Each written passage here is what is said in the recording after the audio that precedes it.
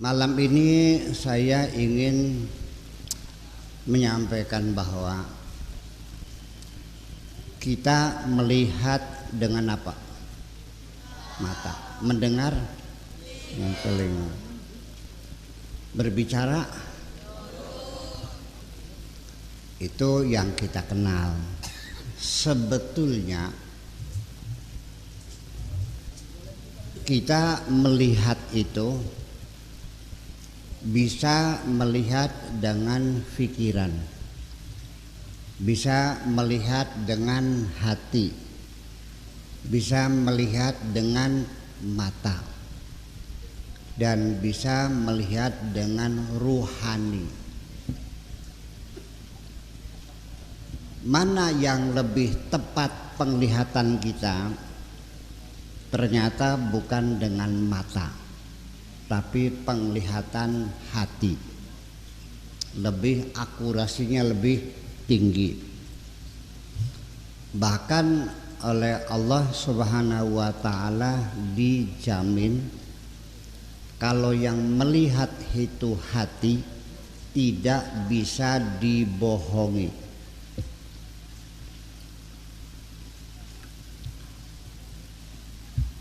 Kata Tuhan mengatakan di dalam Al-Qur'annya, maka dzabal fuadu ma ra'a.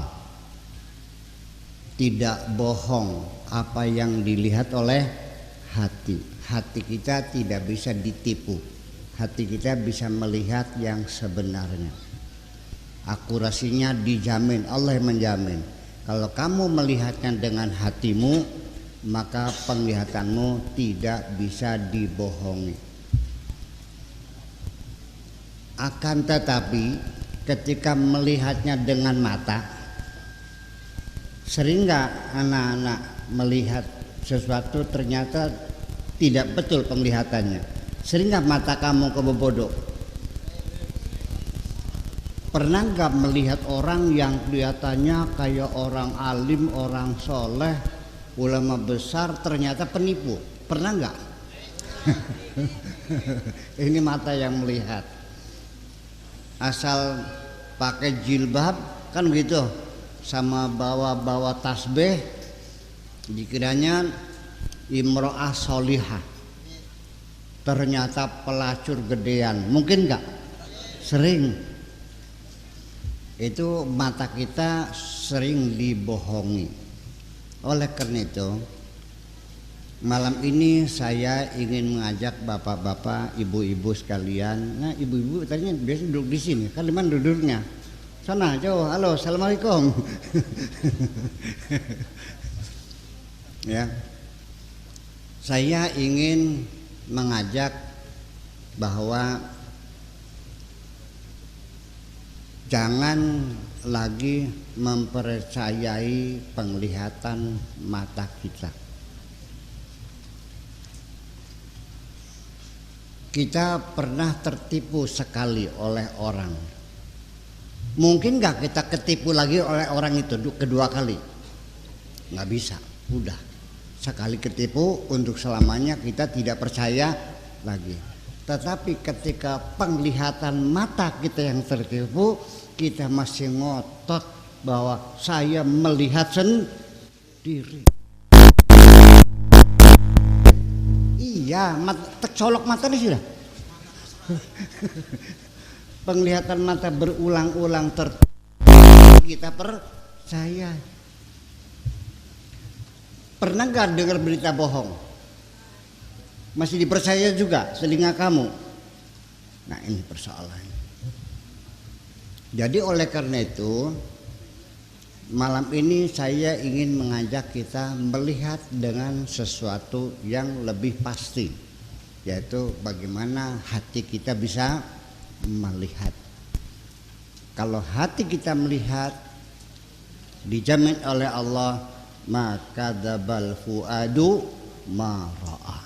Tidak bohong apa yang dilihat oleh hati. Nah, banyak hal kita tidak bisa melihat. Ternyata Kata Al-Quran lagi, yang buta itu bukan matamu, matamu melihat, tetapi yang buta itu hatimu.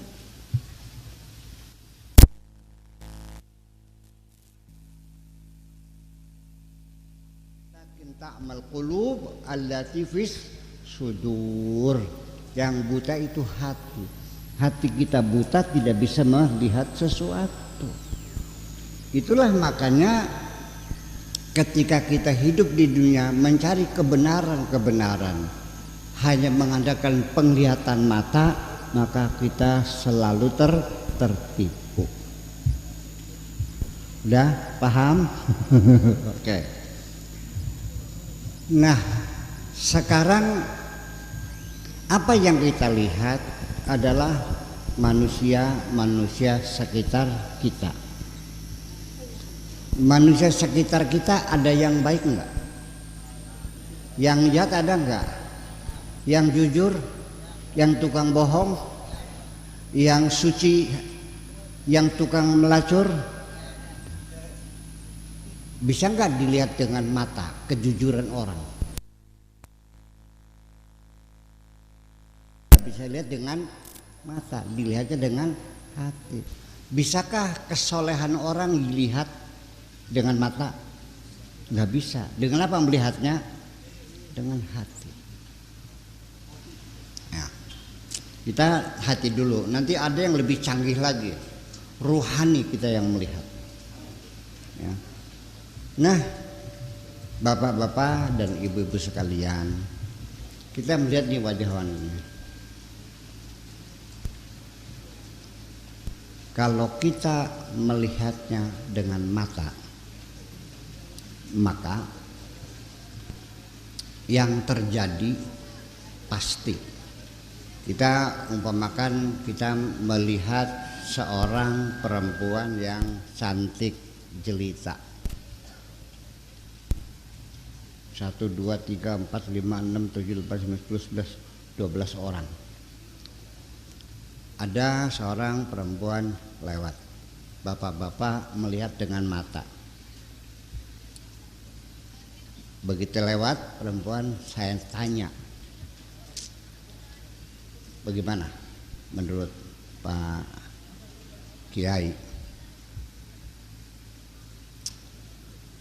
Ya sedang lah. Yang sebelahnya kemana? Ya lumayan ketimbang di sepak jaran mah. Yang satunya lagi gimana? Jelek. Yang satu lagi, wah cantik.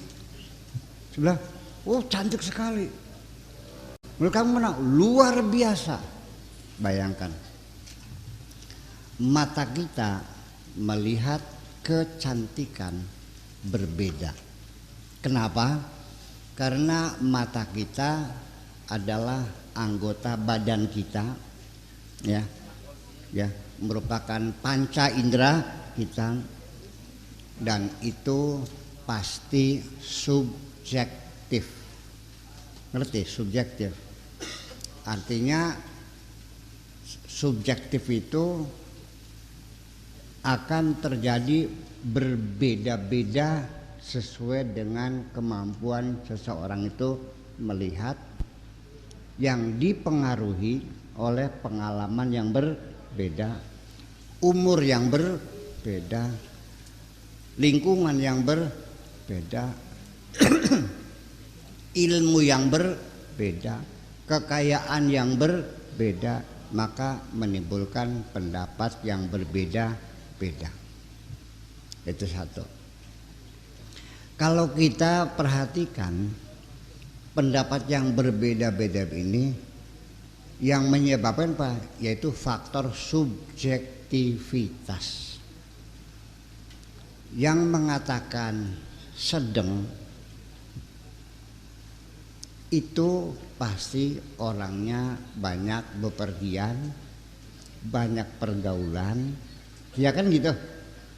Sehingga dia punya perbandingan perempuan ini dibandingkan dengan yang lain, Oh segitu mah di Pegagan mah ya sedeng lah. Ya kelas semono mah pating gelitik nih kan. Ya. Yang mengatakan cantik sekali ini dipertanyakan. Ini tidak salah. Yang mengatakan cantik sekali tidak disalahkan karena dia yang melihat dan dia yang menilai, mata-mata dia, pikiran-pikiran dia. Jadi kalau mengatakan cantik sekali jangan disalahkan karena melihat dengan matanya tidak sama dengan matamu. Cuman kita mesti harus mencari tahu kenapa dia punya cantik sekali, karena dia terlalu lama tinggal di Kongo. Suasmat. Iya. Jadi cantik sekali.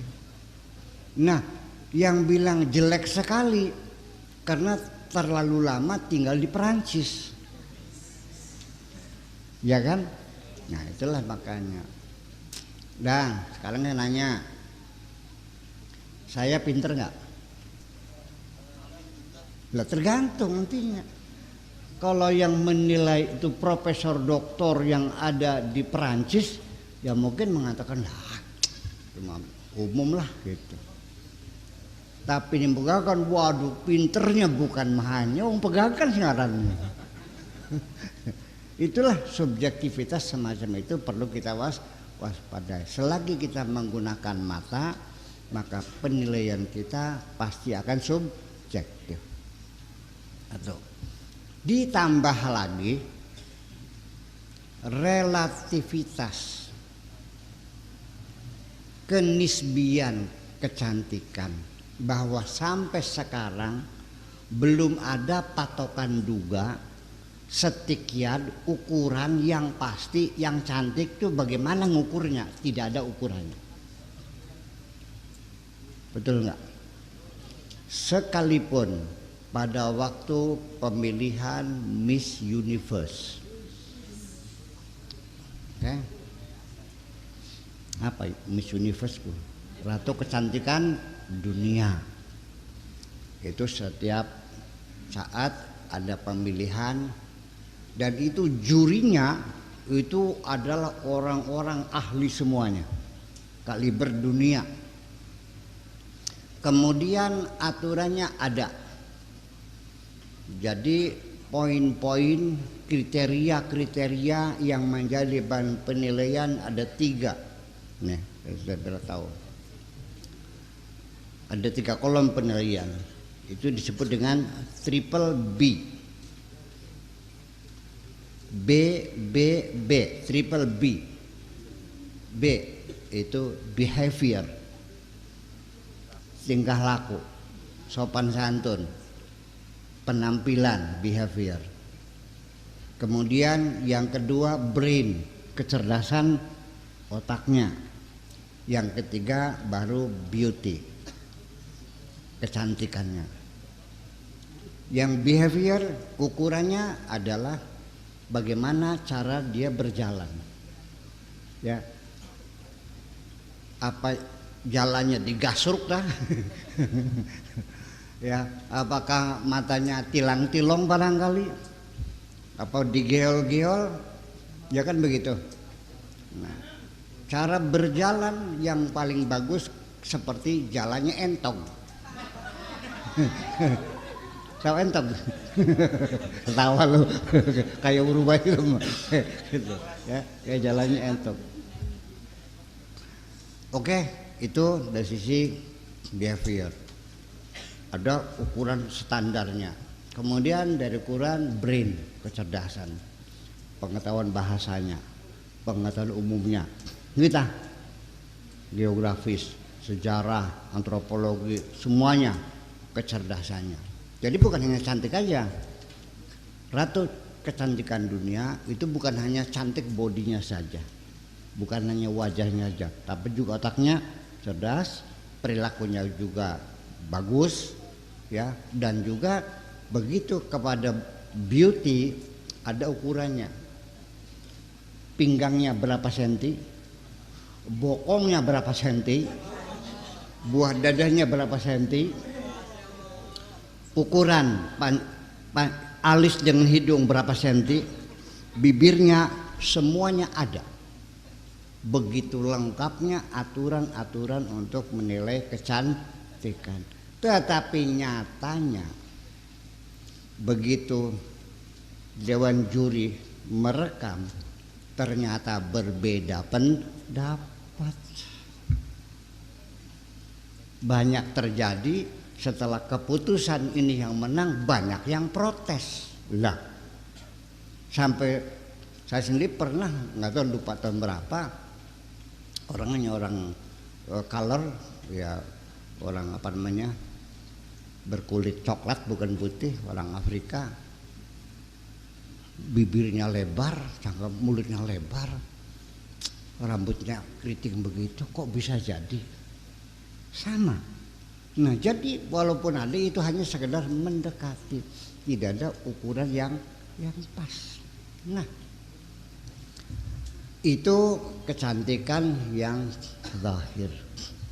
Nah, kalau kecantikannya kecantikan batin yang disebut dengan aura, yang disebut dengan nur dan cahaya, yang disebut dengan sima, ya, disebut dengan apa lagi? Banyak kali istilahnya, aura, sima, nur, cahaya. Tentu melihatnya tidak dengan mata. Oke. Ini anak-anak di sini dan ini orang tua pasti tidak sama. Anak sing pesek, ada yang mancung, ada yang menonjol seperlunya, kan? Ada yang bulat, ada yang lonjong. Nah, semua ini terlepas dari bentuk kecantikan yang relatif itu, ada kecantikan inner beauty, kecantikan dalam yang disebut dengan aura, dengan nur, dengan cahaya. Bapak-bapak pernah nggak melihat muka orang? Kenal juga enggak? Baru pertama kali ketemu, tapi kok hawanya nyemengit, tidak menyenangkan. Pernah nggak? Nah, berarti nyambung nih. Pernah nggak ketemu sama orang kok wajahnya cakep banget, ukuran hidung sama seperti kita, wajah sama, tapi mengagumkan, menyejukkan hati, kita senang, bahkan sampai kita merindukan. Pernah nggak begitu? Nah, apa itu? Nah, itulah namanya nur, cahaya yang bersinar dari wajah seseorang sebagai pantulan. Jadi nanti yang namanya cakep tuh bukan ukuran hidungnya, tapi inner beauty, kecantikan yang ada di dalam diri kita. Nah, ini dengan wajah yang ceria, wajah yang cerah, yang menyejukkan, wajah yang damai, wajah yang menyenangkan, ini berkaitan dengan kenyamanan hidup kita, di mana saja dihormati orang, betul nggak? Kita dimuliakan orang, dalam berbisnis juga kita dapat peluang-peluang yang lebih banyak, hubungan dengan rezeki, dengan pergaulan dan sebagainya, karena kita membawa wajah yang cemerlang semacam itu. Paham? Oke. Pengen beli mengkonon? Pengen nggak? Oke. Pengen tahu ilmunya? Kira-kira wajahmu cemerlang, yang bercahaya, bersinar. Saya ingin menyampaikan banyak, tapi yang penting-penting aja dulu. Pertama, kalau ingin engkau tampil wajahmu menyenangkan, kalau orang wajahnya menyenangkan, itu namanya rai yuni kembang. wajah Yuni kembang. Kalau yang nyemengit nyebelin tuh kena juga enggak kok, tapi kok nyebelin banget bukannya. Namanya Yuni kentut. Kena juga enggak. Ya, kepengen enggak Yuni kentutnya dibuang? Diganti dengan Yuni kembang. Satu, banyak berwudu. Kenapa? Cahaya kita dengan wudu. Wudu itu asalnya dari wada'ah. Wudu itu dari wadu'a, wada'ah. Artinya bersinar, cahaya. Awas. Wudu itu adalah maknanya cahaya. Dari kata wada'ah. Jadi orang yang sering berwudu, udah lagi aja lah, minimal sehari berapa kali wudu? Berapa? 6 kali. 5 kali. Oh, katanya sembahyang dengan 6. Ya. Kenapa? Kita tinggal di Pegagan. Di pinggir jalan bebas, sebelah situnya jalan tol. Knalpot berderu mengeluarkan timah hitam, angin muter-muter membawa debu-debu. Pengen tahu? Lihat mobil saya, taruh pinggir jalan, 4 jam kemudian lap pakai tangan, debu semua sini. Betul nggak? 4 jam itu debu semua. Wajah kita sama nggak? Sama. Jadi supaya mobil itu cemerlang juga sama, mesti dilap, dibersihkan sehari minimal 2 kali lah. Tapi karena wajah kita dari kulit ini akan lebih banyak melekat debu-debu yang berterbangan ini, maka sehari 5 kali. Di samping juga untuk membersihkan wajah kita dari debu dan kotoran, itu secara ruhaniyat juga akan bisa membersihkan kotoran-kotoran yang di luar kulit ini.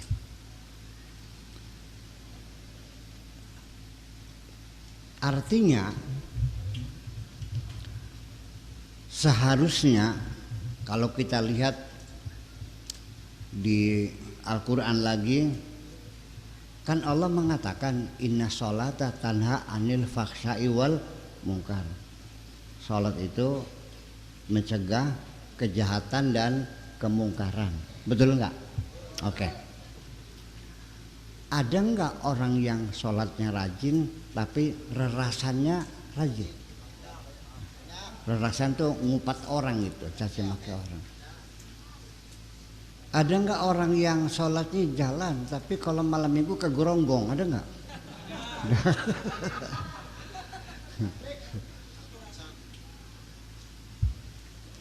Sholatnya rajin tapi rentenir juga.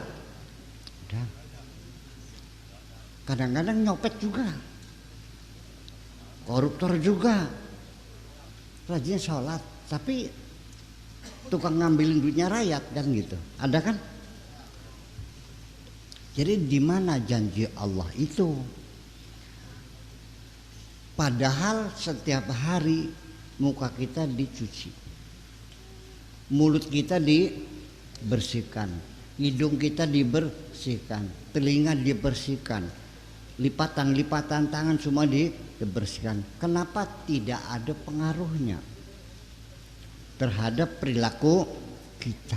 Ya itulah makanya saya ingin menyampaikan melalui wudhu ini kita maknai wudhu ini bukan hanya membersihkan zahir tapi membersihkan batin kita, yang kira-kira anggota badan kita yang kita bersihkan ini kira-kira mampu melaksanakan segala perintah Allah dan bisa meninggalkan segala larangan Allah. Begini,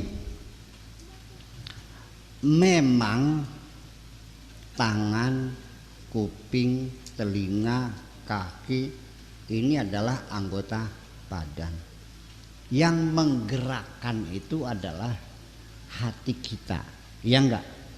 Yang nyuruh mukul orang kan hati kita, ya kan gitu. Yang melirik-melirik sama cewek hati kita juga. Nah, kenapa selama ini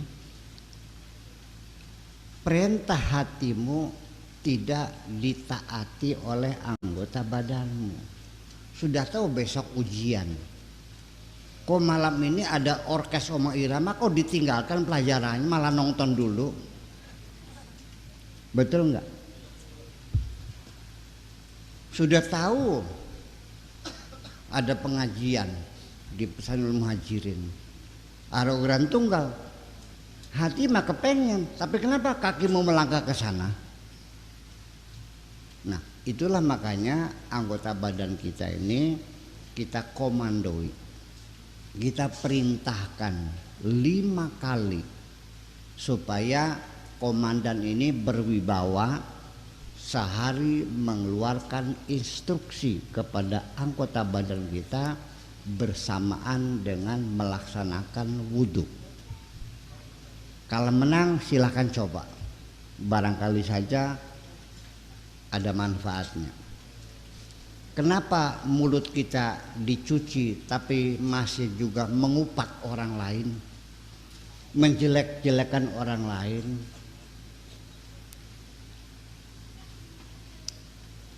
Mulai besok, bapak-bapak, ibu-ibu, ketika berwudu jangan menghitung 1, 2, 3.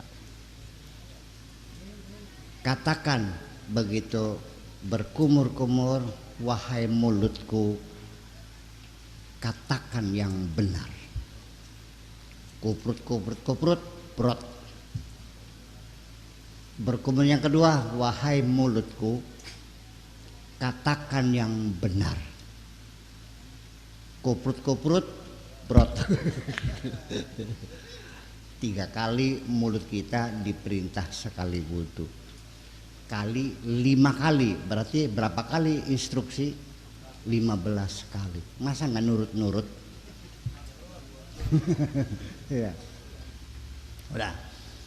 Ketika kita mencuci muka, hidung ya, katakan wahai hidungku, sedotlah aroma yang harum-harum, ya kan? Ketika kita mencuci muka, bapak-bapak kalau wudhu mencuci muka, kenapa dihitungin 1, 2, 3, kenapa ngitung? Cobalah ketika wudhu, wahai wajahku, menghadaplah kepada Allah. Inni wajjahtu wajhiya lillazi fataras samawati wal ardh. 3 kali sekali wudhu kita perintahkan muka menghadap Allah. Begitu enggak kalau wudhu? Enggak. Gimana? Ngitung ya? 1, 2, 3 gitu. Pantes. Ketika kita mencuci tangan, wahai tanganku, laksanakan segala perintah Allah. Ketika kita mengusap kepala, wahai kepalaku, pikirkan kebesaran Allah. Dan ketika kita mencuci kaki, wahai kakiku, melangkahlah di jalan Allah. Terus setiap hari kita komandoi anggota badan kita, insya Allah yang tadinya binal lama-lama insya Allah nurut. Amin.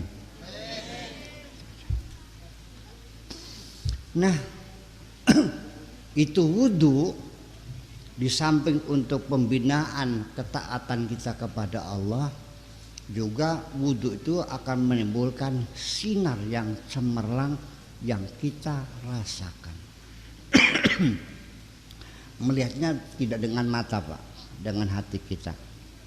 Saya bisa membedakan perempuan yang cantik jelita, pipinya diamplas, di skincare di sana setiap hari, ya kan, pakai shadow, pakai maskara, alisnya tebal, ya kan gitu, pakai lipstiknya Yves Saint Laurent, oke. Tetapi kalau orang itu tidak pernah berwudu, busem, tidak cerah. Tapi kalau orang yang tiap hari berwudu, sekalipun orangnya hitam manis. Kalau hitam manis itu pandang tak jemu. Anak-anak nggak paham lagu hitam manis pandang tak jemuk ya, belum lahir kamu ya. Nah, artinya kita bisa sadar orang yang biasa berwudu wajahnya lain, bagian ireng nggak ngincel nok. Iya, ada aura yang bisa kita rasakan. Wes paham? Gitu. Nah, kalau bisa lebih dari 5 kali itu mau bersama sholat aja, ya kan gitu.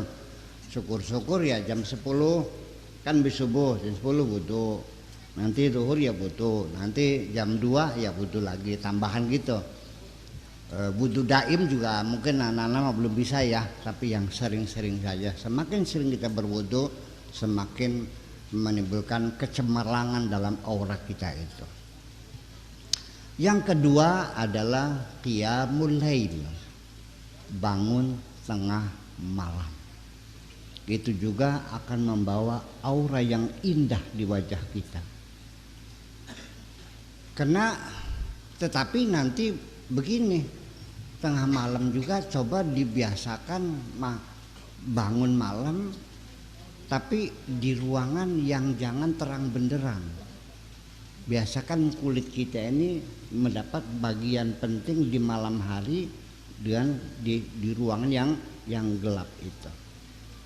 Karena energi gelap juga sama ya, membantu penyinaran cahaya kita. Itu. Nah, kemudian yang ketiga yaitu adalah kesabaran. Orang yang hatinya sabar, wajahnya menyedap enggak, sedap enggak? Orang kalau pogal, temperamen, ya matanya melotot-melotot aja. Bukan seorang perempuan, ibu-ibu nih, pakai maskara, pakai shadow, tapi mulutnya cemberut aja, cakep enggak? Atau sedang marah-marah, melotot-melotot. Orang lagi melotot-melotot, cakep enggak mukanya? Enggak. Jadi kesabaran hati ini juga sama membuat wajah kita menjadi ceria. Artinya bahwa kesenggol dikit ya udah jamak aja lah. Ya kan gitu. Ada tangga utang janjinya seminggu ternyata sampai 2 minggu belum bayar. Punten belum ada, ya udahlah sabar. Ajar Reiki, nyaman kelihatannya, enak, nggak marah-marah, nggak sabar orangnya. Orang yang penyabar itu juga membawa aura wajah yang nyaman dilihatnya.